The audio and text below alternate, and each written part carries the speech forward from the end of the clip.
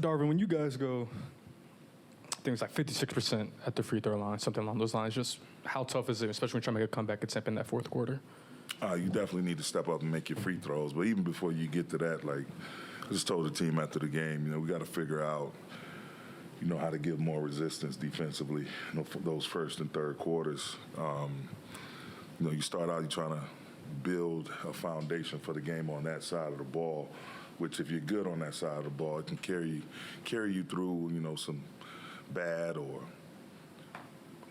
unforeseen circumstances offensively, and it allows you to get a rhythm offensively when you're good defensively, and it creates some easy offense. But we came out a couple breakdowns in transition, a couple of breakdowns in terms of finishing the possession defensively with a rebound, and then they get a rhythm, they get going, their juices start bubbling, and now you're in a dogfight and you're facing a deficit, and so by the time you do start making headway offensively, you're playing behind the eight ball. And so it's just a matter of, again, looking at it. Will tomorrow be a travel day coming off this back-to-back?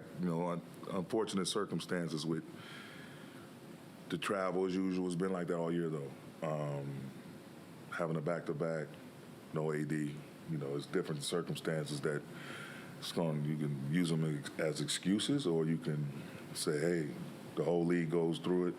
Got to look ourselves in the mirror and man the hell up. And so it'll be more of that, but also with looking at it with clear eyes on how we can, turn this thing around and not make those same mistakes that eventually hurt us, those self-inflicted wounds. You mentioned the transition defense, especially early. It seemed like the Hawks were getting out on the fast break. That was an issue last night against the Rockets. Is it an effort issue or organizational issue? What's leading to these breakdowns and transition? I don't know if it's an organizational issue. It's a basketball issue where you have tired legs. That double overtime game, we poured so much into it physically, emotionally. You definitely can feel the remnants, and then you're on a 4-hour flight from San Fran to Houston, and you're going into a back-to-back like this where you have two teams trying to figure themselves out as well. This young playing hard as hell. But it's when you feel that, it makes you have to do your work early even more. You have to just be solid and consistent with the simple details even more. The things you can control, like just shot goes up, as soon as the ball leaves the opponent's hands, you're sprinting. Or your teammates' hands, I should say, you're sprinting back. And being prepared, those first three steps makes a huge difference in you being able to, even though your tank may be low, your gas tank, you can sustain and ration out gas, if you will, that will sustain you through the game if you're just doing the details with a sense of urgency. Darvin, I don't know if you were aware, but about 20 minutes before tip-off, Christian Wood tweeted LOL, and there's been some speculation online that he was upset about not starting. So I don't know if you knew he tweeted that or not, but just wanted to ask if you had a conversation with him pregame or if you have any insight into that. Well, nah, I'm not on social media, and I don't have everybody running and grabbing hold of stuff like that and throwing it at me unless it's presented to me in this form. That said, it's a lot of things he and all of us can do better. I thought he was solid overall tonight. Tried to help give us a chance, and we decided to keep him in his role and where he's been for some time, and give Jax the opportunity to come out, the energy he played with last night, give him a chance to come out and try to help us in that manner. And so we're constantly looking for balance with our lineup. It's not a popularity contest. We're looking at how to mix and match our players that'll be most effective in helping us get a win. Hi, Coach. LeBron, basically, he didn't rest the whole second half. Why do you make that decision on the second night of the back-to-back game? Have you worried about his physical challenge, especially you have 4 more road games?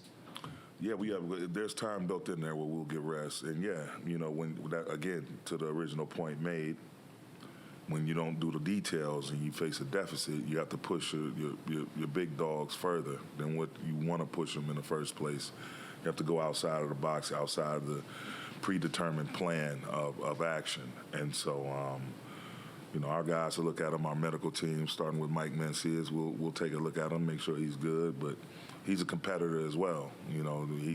We start making a little headway digging into their lead, he's not going to want to sit down either. And so that's why I try to save as many timeouts as possible, to use in different ways. And tonight, just trying to save them and to cut off runs they were making or get him additional rest, because I know how he thinks. We're all competitive, and I know he's competitive, as competitive as they come, and so am I. And so he doesn't want to come out of the game, and nor do I want to take him out. And the circumstances of us making the push to cut into the lead that they had on us, all signs pointed toward him being on the floor. Coach, you're no stranger to this building, and having coached before, what things have you seen from your personal growth in getting better at coaching? I mean, just the patience, the time and patience. People just don't start off being great at something. It takes time. You got to go through your bumps and bruises. You got to go through your learning curve. You just try to gather as much information, talk to the people that's walked the journey, the same one that you're walking, and put your notes together and see if there's any general principles that you can apply to how you pushing the line yourself. And it's been great. Thinking back, we were just talking about this before the game, but thinking back to Coach Bud, Quinn, Kenny Atkinson, Taylor Jenkins, myself, all of us, we used to sit in a theater before they remodeled the place and put our brains together and try to come up with the best plan to help Jeff Teague, Kyle Korver, Damari Carroll, who's with me now. It's great to see Kyle over in the front office. Al Horford still doing his thing. Paul, resting comfortably in retirement, I know. And all of those guys, Perro, all of those guys that we had here, Ken Bazemore, brings back a lot of memories being in this building. Thank you.